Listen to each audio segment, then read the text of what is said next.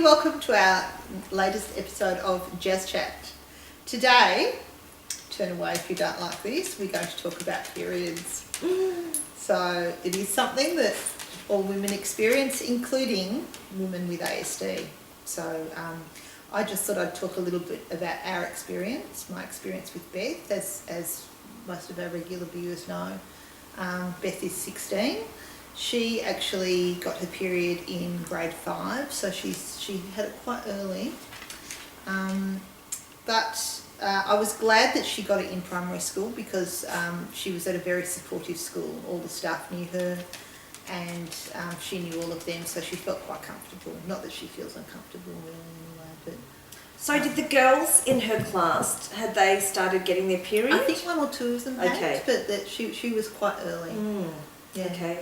Yeah, so now the problem that we had with Beth is that she just didn't want to grow up. So she wouldn't have a bar of talking about periods because she was just really scared by the whole idea of it.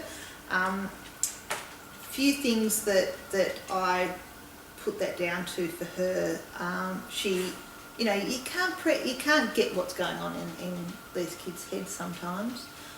For me, I thought, you know, is she thinking that means I'm a grown-up, I have to move out of home? Does it mean I'm going to bleed to death? Does it mean, you know, that means that I'm going to have a baby? Because, you know, when you talk about periods, it means that you're allowed to, not allowed to, but you are then capable of having babies, you know. And I've had the sex talk as well, but did that mean that I was saying to her, now you need to start having sex? You know, all of that, it was, oh...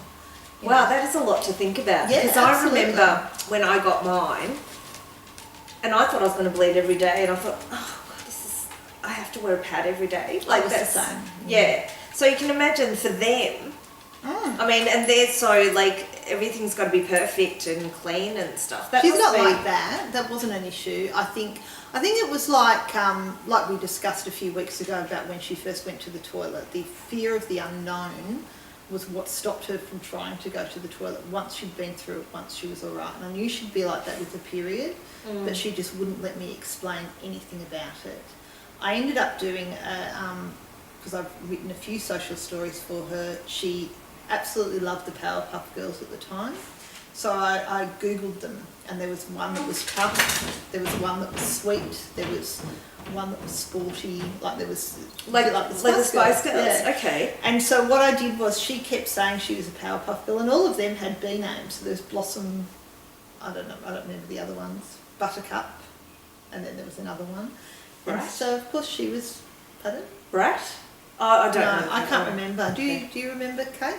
Bubbles. Kate Camera Lady? Bubbles. Bubbles. Thank you so much. So she was Beth. So it was Beth, Bubbles, Blossom and Buttercup. And so I wrote it with Beth being the cool one. She was the funny one. And the tough one is the one that... Tough one was the one that got her period in the story, in the social story. And the other ones, by the end of the story, were all going, oh, I want to get my period too, because they got to go out shopping for bras and they did all the fun things. And oh, okay, good. Yeah, so, that's a good take on it. Yeah, yes. And so it was a really exciting thing to get it.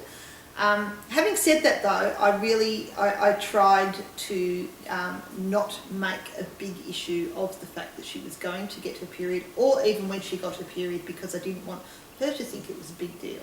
I wanted it to just be, this is like when you teach them to go to the toilet, it's just part of life, and you know, so yeah, anyway, we'll talk a little bit more about that, but the rule of thumb for any girl, and it's not necessarily absolutely spot on, but in our case it was, and when you look it up, it is actually saying this is what normally happens, is it's approximately 12 months from when they first get their breast buds or when they first start to get hair in, whether it's pubic hair or whether it's underarm hair or what have you. And that was really spot on for Beth. She started to develop, and then 12 months later, and not just me noticing it, but staff at her school said to me, we think that she's just about to start having her period, and I said, I feel like that too. She's very moody, she's not feeling the best, and within a week of that, she actually got a period. So it was great because it was sort of almost like we just knew it was going to happen. On the schedule. Yeah. Yes. It was on schedule, yeah. She was quite sick with it when she first got it. She vomited on the day.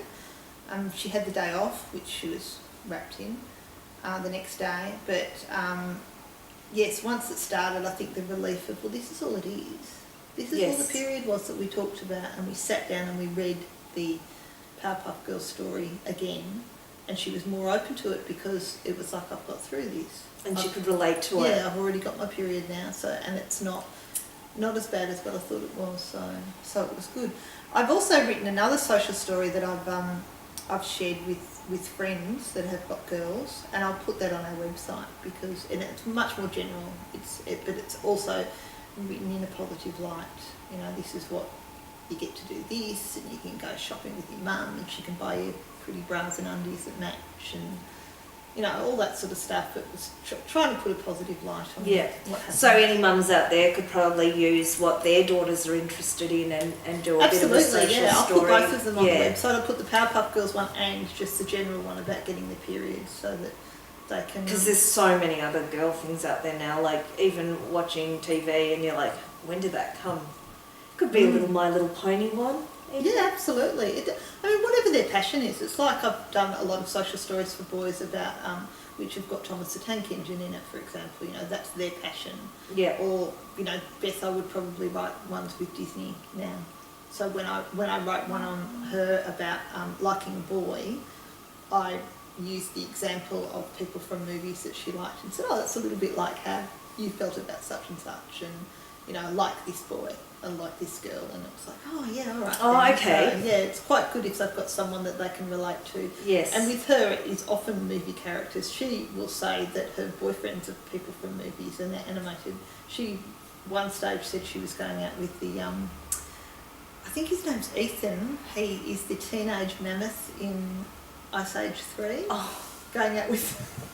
She was just talking about her boyfriend Ethan, and I said, who's that? She said, you know, the mammoth. Ice Age 3.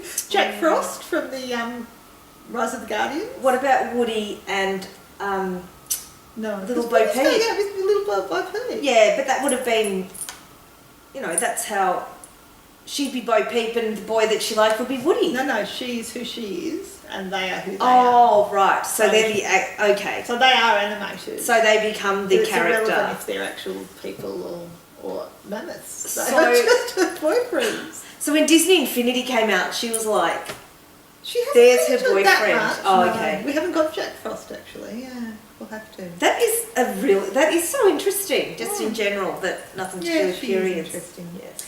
Anyway, I thought it's very important to have everybody on board.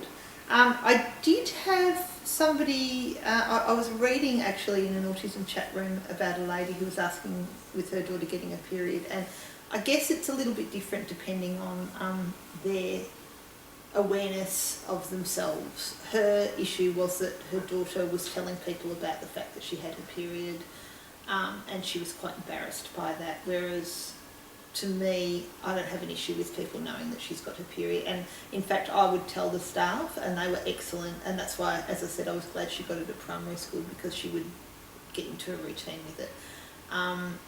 And they would take her to save her from going to the toilet, taking off her pad and then thinking, oh, I haven't got one, and then forgetting about it and not having any protection at all. The staff would take her to the staff room toilets often and actually give her a pad and say, change your pad, and so they were excellent. So I didn't really have a problem with that. So that's good. Do they have disposal units at primary schools now? Because they do. I don't remember. I don't know whether they're in all the toilets though. Yeah, okay. So again, social stories, visual, charts of some sort, even if it's just something that you read at home. So, all right, preempting any situation. So if you go to the toilets, there isn't a pad bin in there, then you would, what Beth would do is roll up her dirty pad, wrap it in toilet paper and then put it in the bin outside, so you can't see what it is because it's completely covered in toilet paper. So things like that, preempting all the different situations. And really, I mean, I know for things like behavioural issues, you can't preempt every single thing, but for something like this, you can pretty much preempt it. You know, like, okay, go to the toilet, we've gotten a pad, we put toilet paper in it, because, you know, things like that. There's you can think of all the different scenarios that could go wrong, and they are fairly limited.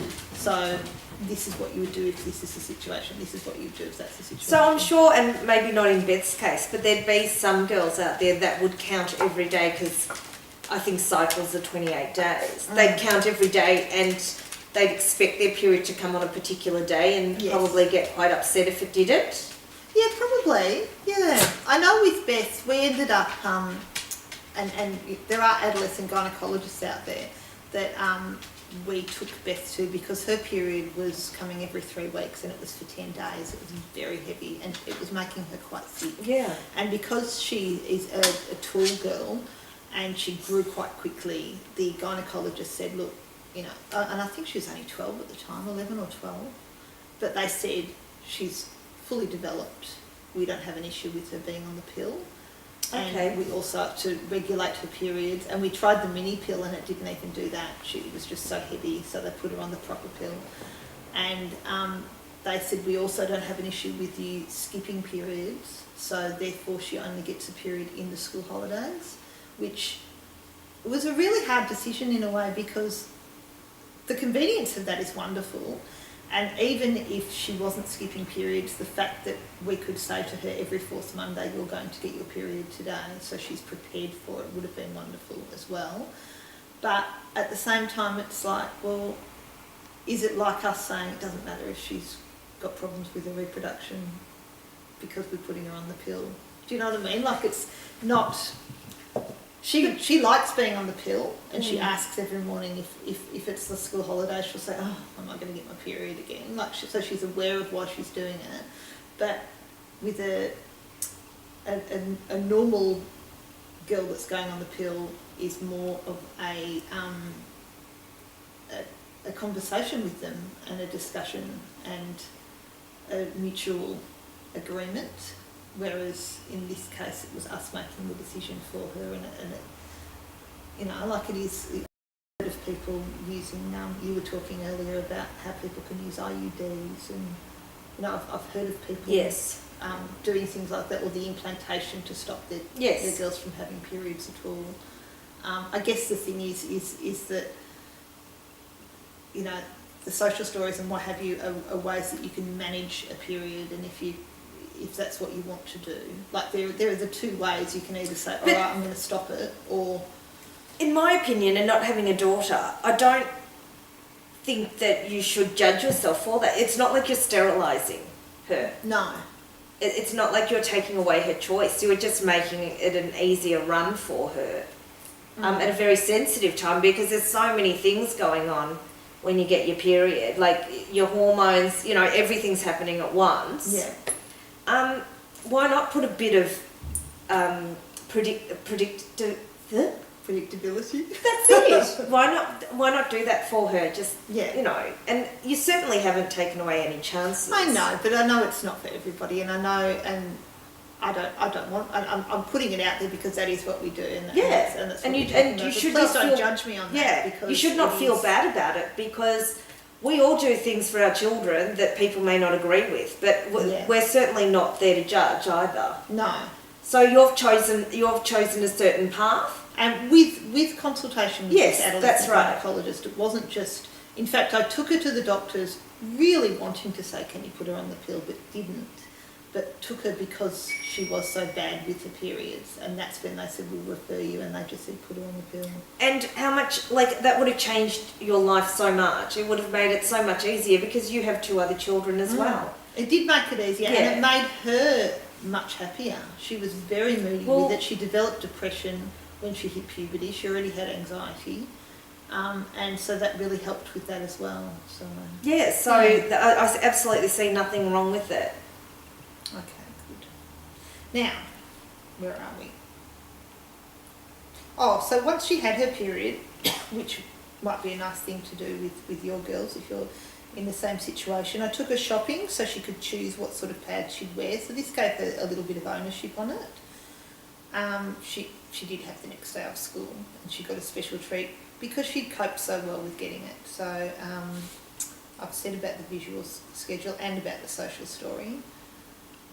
It is good to explain to your daughter that she might experience moodiness, headaches, cramping, but not to worry. They're all part of when she starts her period.